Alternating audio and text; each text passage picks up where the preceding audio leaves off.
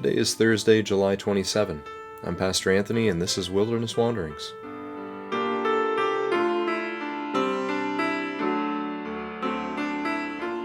Today our text comes from 1 Samuel 23. David stayed in the wilderness strongholds and in the hills of the Desert of Ziph. Day after day Saul searched for him, but God did not give David into his hands. While David was at Horesh in the Desert of Ziph, he was afraid because Saul had come out to take his life. And Saul's son Jonathan went to David at Horesh and helped him find strength in God. "Don't be afraid," he said. "My father Saul will not lay a hand on you. You will be king over Israel, and I will be second to you. Even my father Saul knows this." The two of them made a covenant before the Lord. Then Jonathan went home, but David remained at Horesh. It's 1 Samuel 23, verses 14 through 18. This is the story that introduces the cat and mouse game of David evading Saul in the wilderness. It happens at Horesh, which is a word that can take two different meanings. It can refer to a sort of silence or to the work of human hands.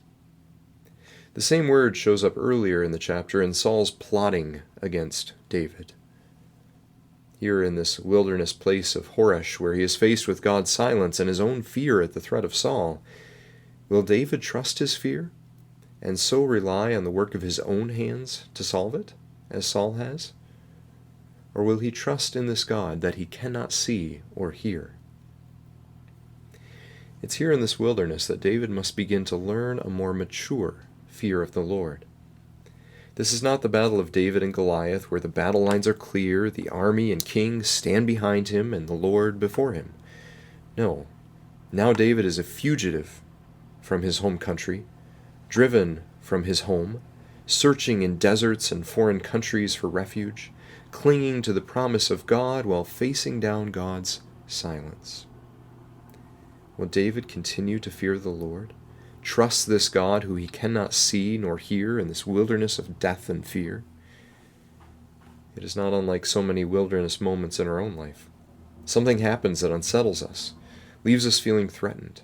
A medical scare, a financial jolt, a shifting landscape underfoot in the society or institutions we thought were secure, even the church. Faced with God's relative silence and a threat looming overhead, do we choose to fear the Lord or the threat? It is at this moment that Saul's son Jonathan suddenly appears. No one knew where David was, yet somehow Jonathan finds him and appears. His name means gift of God, Nathan being the Hebrew word for gift, and Jo being a prefix that refers to God. Jo, Nathan, the gift of God. Now the text says that God did not Nathan, that is, did not give David into Saul's hands.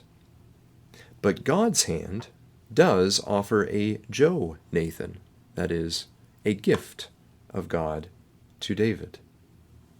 What is this gift of God? It's a friend who appears in a silent wilderness moment to help David re-find his strength in God. "Do not be afraid," Jonathan says. Then they reaffirm their love and commitment to one another, and Jonathan leaves. David remains where he was, in Horesh, this wilderness place of silence. But now somehow David is no longer quite so alone or afraid.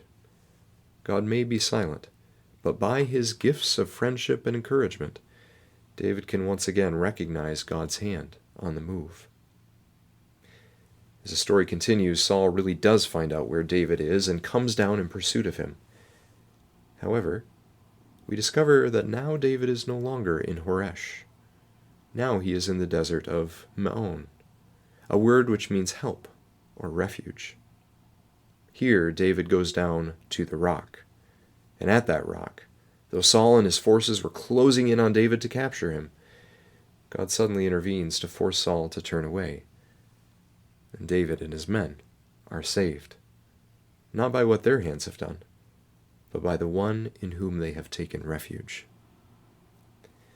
One can hear psalms begin to percolate as David grows a little more to maturity in this moment. The Lord who is my rock, my salvation, my refuge, my ma'on, my strength in times of trouble. Through loving friends, David learns to entrust his life to the hand of God, even when God seems silent. That's a fire hose of information.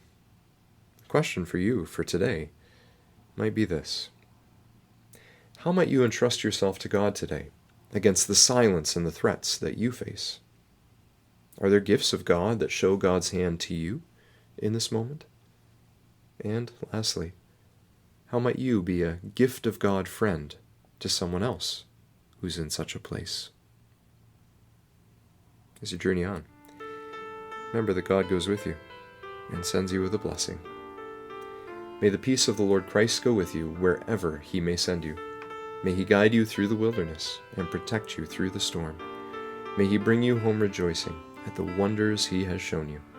May he bring you home rejoicing once again into our doors.